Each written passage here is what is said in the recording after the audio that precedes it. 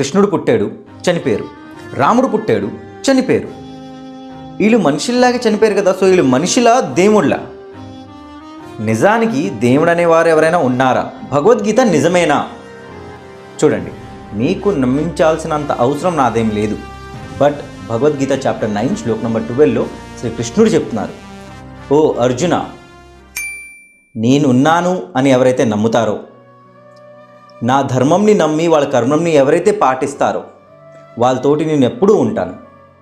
వాళ్ళ జీవితంలో ఎంత బాధపడినా, ఎంత సుఖంగా ఉన్నా నేను వాళ్ళతోటి ఉంటాను, వాళ్ళని సహాయం చేస్తాను.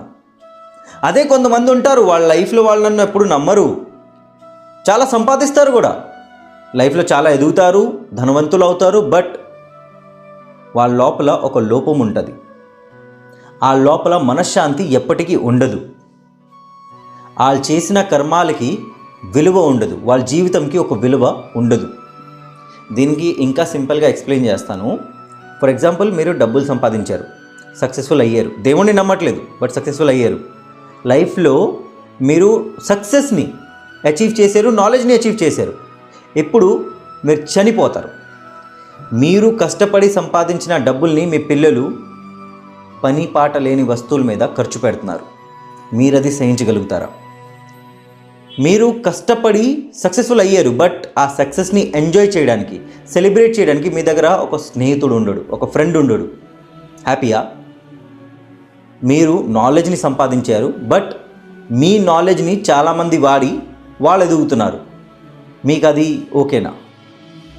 అందుకే పూర్వకాలంలో మనుషులు మోస్ట్లీ బ్రాహ్మణుడికి ఎక్కువ రెస్పెక్ట్ ఇచ్చేవారు. ఎందుకంటే వాళ్ళ లైఫ్లో వాళ్ళకి ఏమొద్దు, వచ్చినా కూడా వాళ్ళు ఫుల్ హ్యాపీ, దేవుడికే అర్పించేస్తారు.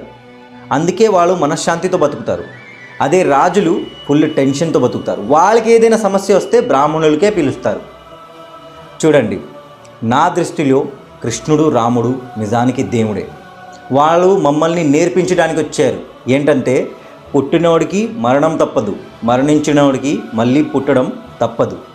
ఎవరైతే వాళ్ళ కర్మం ధర్మంని పాటిస్తారో వాళ్ళే ఈ చక్రవ్యూహం నుంచి బయటికి పడతారు. ఇది అర్థమయ్యేదాకా జై శ్రీకృష్ణ, హరే కృష్ణ, రాధే రాధే, జయ జగన్నాథ్. రాక్షసీ మాసురీం చైవ ప్రకృతిం మోహినీం శ్రితః